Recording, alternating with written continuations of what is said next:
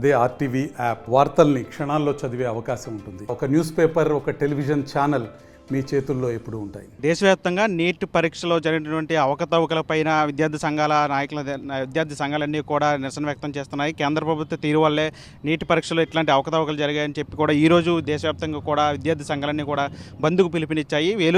ఆంధ్రప్రదేశ్ ఏలూరు జిల్లాలో కూడా ఈ బంద్ అలా కొనసాగుతూ ఉంది. విద్యార్థి సంఘాల నాయకులందరూ కూడా ఎక్కడికక్కడ నిరసనలు చేస్తున్న పరిస్థితి కనిపిస్తుంది. ప్రస్తుతం మనం ఏలూరులో ఉన్నటువంటి అశోక్ నగర్లో ఉన్నాం. ఇక్కడ ప్రస్తుతం స్కూల్ వద్ద విద్యార్థి సంఘాల నాయకులందరూ కూడా నిరసన వ్యక్తం చేసిన పరిస్థితి. ఒకసారి వాళ్ళతో మాట్లాడే ప్రయత్నం చేద్దాం. సార్ చెప్పండి, నీట్ పరీక్ష విషయంలో కేంద్ర ప్రభుత్వ తీరుని ఎట్లా చూస్తారు? ఈరోజు దేశంలో అనేక కుంభకోణాలు జరుగుతున్నాయి.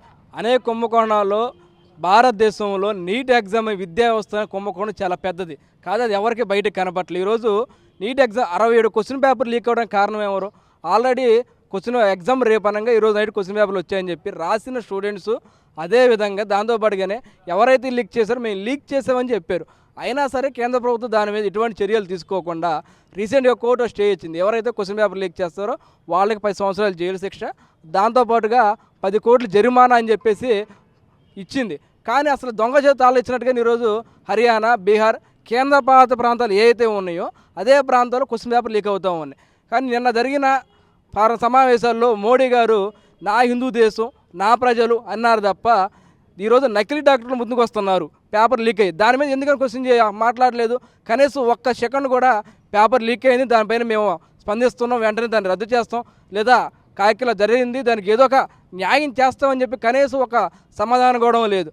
అందుకే అది పోయి పక్కన పెట్టేసి ఈరోజు హిందుత్వం అని చెప్పేసి ఇతర విషయాల మీద ఎక్కువ ఫోకస్ చేస్తున్నారు తప్ప ఈ దేశాన్ని ముందుకు తీసుకెళ్లాల్సిన విద్యా వ్యవస్థ, ఆ విద్యా వ్యవస్థని ఈరోజు శూన్యం చేసే పరిస్థితి ఉంది.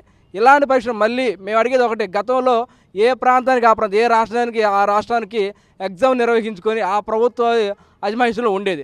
పేపర్ ఏమైనా క్వశ్చన్ పేపర్ లీక్ అయినా సరే ఆన్ ది స్పాట్లో వెంటనే క్వశ్చన్ పేపర్ చేంజ్ చేసే అవకాశం ఉండేది. అప్పటికప్పుడు ఏ పేపర్ కాకపోతే బి పేపర్ అని చేంజ్ చేసే అవకాశం ఉండేది. కానీ ఈరోజు 1 నేషన్ 1 ఇండియా అనుకుంటూ ఒకటే ఎగ్జామ్ పెట్టి ఆల్ ఇండియా వైజ్గా చెప్పి దాన్ని పెడతా ఉన్నారు. దీనివల్ల అనేక సార్లు పేపర్ లీక్ అయినా సరే ఎక్కడ లీక్ అయిందో తెలియదు, దాన్ని ఆన్ స్పాట్లో పేపర్ మార్చాలంటే మళ్ళీ అక్కడ నుంచి ఇక్కడ రావాలి, చాలా ప్రాసెస్ పట్టిద్ది. అది మేము రద్దు చేయమని చెప్పి అడుగుతూ ఉన్నాం. ఎవరైతే కోచింగ్ సెంటర్లు కూడా దీని ఎక్కువ దృష్టి పెట్టాయి, నాకు డబ్బులు ఎక్కువైతే ఎవరిస్తారో వాళ్ళకి ఒక రకంగా కోచింగ్ సెంటర్కి ఏదైతే 15-20 రోజులు లేదా నెల 15 రోజులు 3 నెలలు లాంగ్ టర్మ్ కోచింగ్ తీసుకుంటారో వాళ్ళకి ఇంతంత లక్ష రూపాయలు ఫీజులు తీసుకుంటున్నారు. దాంతోపాటుగా మీరు హైయెస్ట్ మార్కులు రావాలంటే కంపల్సరీ ఇట్టే పరిస్థితిలో కూడా నాకు 30 లక్షలు పే చేయండి, లేదా 40 లక్షలు పే చేయండి, నీకు క్వశ్చన్ పేపర్ నేను ఇస్తాను, మీరు చూసుకోండి అని చెప్పేసి క్లారిటీగా కనబడుతూ ఉంది. మొన్న బీజేపీ మంత్రి ఒక నాయకుడు అన్నాడు, ఏంటయ్యా అంటే క్వశ్చన్ పేపర్ మీద అంటే క్వశ్చన్ పేపర్ లీక్ అవుద్ది, మేము తీసుకెళ్తాం, అరెస్ట్ చేస్తారు, మళ్ళీ బెయిల్ ఇస్తారు, మళ్ళీ క్వశ్చన్ పేపర్ లీక్ అవుద్ది, మళ్ళీ బెయిల్ ఇస్తారు, మళ్ళీ రాస్తారు క్వశ్చన్ పేపర్ అని చెప్పి ఓపెన్గా మీడియాతో చెప్పాడు. అయినా సరే ప్రభుత్వాలు కానీ అధికారులు ఏం పట్టించుకోవట్లేదు. దీనికి వెంటనే కేంద్ర విద్యాశాఖ మంత్రి రాజీనామా చేయాలి, బహిరంగంగా విద్యార్థి తల్లిదండ్రులకు క్షమాపణ చెప్పాలి. లేని పక్షంలో ఎస్ఎఫ్ఐ విద్యార్థి సంఘంగా ఇతర విద్యార్థి సంఘాలు అన్నీ కలుపుకొని కూడా పెద్ద ఎత్తున ఆందోళన చేస్తూ రాబోయే కాలంలో అని చెప్పేసి పార్లమెంట్ సమావేశం అయిన తర్వాత మళ్ళీ పార్లమెంట్గా లేదా వెంటనే చర్చించకపోతే ఈ పార్లమెంట్ సమావేశం అయ్యే లోపల పార్లమెంట్ అయినా సరే మేము ముట్టడిస్తామని చెప్పేసి ఎస్ఎఫ్ఐగా మేము డిమాండ్ చేస్తున్నాం. Master minds, the pride of India. Inter, MPC, BiPC, MEC, CEC చదివిన విద్యార్థులకు సిఏ మరియు సిఎంఏ ఫౌండేషన్ కొరకు నూతన బ్యాచెస్ ప్రారంభం. 5 ఏళ్ళలో దాదాపు 65 పేపర్లు లీక్ అయినాయి. ఎట్లా చూస్తారు ఇంత పెద్ద మొత్తంలో పేపర్లు లీక్ అవడం? ఇవాళ దేశవ్యాప్తంగా కూడా నీట్ ఎగ్జామ్కు ఉన్న స్వయంప్రూతంగా అన్ని రాష్ట్రాలు కూడా ఇంతకుముందు ఎంసెట్ అని చెప్పేసి ఏ రాష్ట్రాలకి ఆ రాష్ట్రాలు మెడికల్ కౌన్సిలింగ్కి ఎంట్రన్స్ పరీక్షలకి రాష్ట్రాలు స్వయంప్రూతంగా చేశాయి. తర్వాత కేంద్ర ప్రభుత్వం ఏ రాష్ట్రాలకి ఆ రాష్ట్రాలు మెడికల్ విద్యలో ఉండకూడదు, కడమ దేనికైనా ఉండొచ్చు అని చైనా తర్వాత అత్యధికంగా ఎక్కువ క్వశ్చన్ పేపర్లో నిర్వహించిన సంస్థ ఎన్టీఏ కాబట్టి నేషనల్ టెస్టింగ్ ఏజెన్సీ ద్వారా మేము ఇవాళ ఎగ్జామ్ కండక్ట్ చేస్తామని కేంద్ర ప్రభుత్వం తీసుకొచ్చి అనివార్యంగా రాష్ట్రాల స్వయం ప్రతిపత్తులు మొత్తం తీసేసి కేంద్ర ప్రభుత్వం ఒకే ఎగ్జామ్గా మేము పెడతామని చెప్పేసి వాళ్ళు తీసుకొచ్చిన తర్వాత ఈ ఎన్టీఏ ఎగ్జామ్ స్టార్ట్ చేసిన కాడ నుంచి ఇవాళకే కూడా నీటు ప్రతి సంవత్సరం కూడా అవకతవకలు జరుగుతూనే ఉన్నాయి. కాకపోతే ఈ సంవత్సరం జరిగినంత జరగకపోయినా ప్రతి సంవత్సరం ఎన్టీఏ నిర్వహించే నీటి మీద చాలా అపోహలు ఉన్నాయి జనాలు. ఇవాళకి కూడా వాటి మీద ఉన్నాయి. వీటి మొత్తాన్ని కూడా ఏ విధంగా చూడాలంటే ఇవాళ మనం ఒక ఎగ్జామ్ రాసామంటే 100కి 100 మార్కులు రావాలి. కానీ 100కు 100 మార్కులు రాకుండా 100కి 101 మార్కు 102 మార్కులు వచ్చినాయంటే మనం ఎట్లా చూస్తామో ఇవాళ నీట్లో కూడా ఎగ్జాక్ట్గా అదే జరిగింది. 180 క్వశ్చన్లు ఉన్న నీట్ ఎగ్జాము 720 మార్కులు రావాలి. ఒక క్వశ్చన్ తప్పు చేసినా కానీ 4 మార్కులు పోతాయి.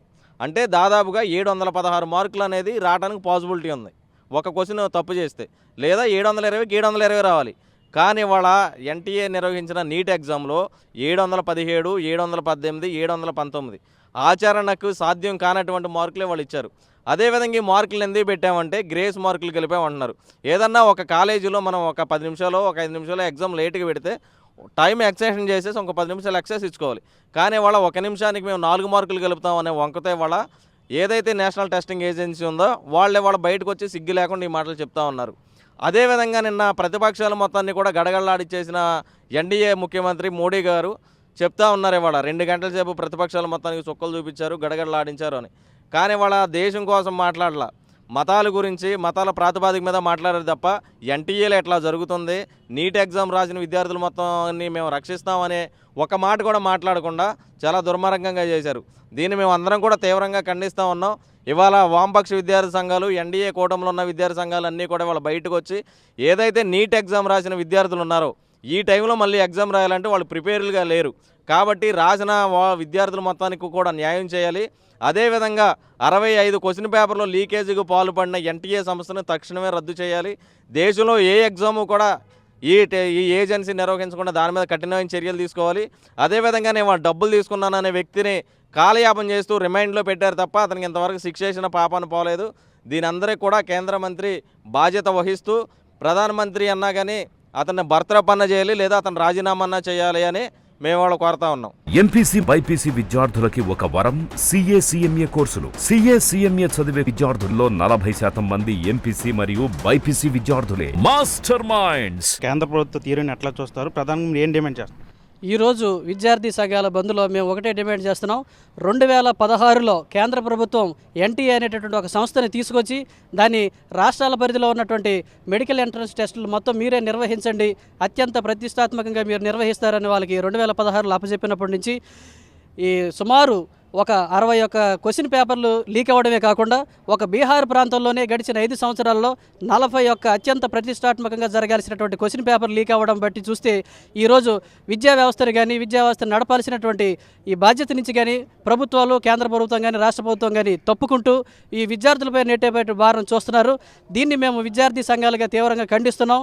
దాని ఫలితంగానే 5వ తారీఖున జరగాల్సినటువంటి పరీక్ష ముందు రోజే అంటే 3వ తారీఖు కానీ 4వ తారీఖు కానీ ఆ క్వశ్చన్ పేపర్ సామాజిక మాధ్యమాల్లో వచ్చినప్పటికీ అది అంతా రోమర్లు వస్తున్నాయి, అది మేమంతా చాలా బాగా జరుపుతున్నామని చెప్పేసి అదే క్వశ్చన్ పేపర్ని జరిపారు.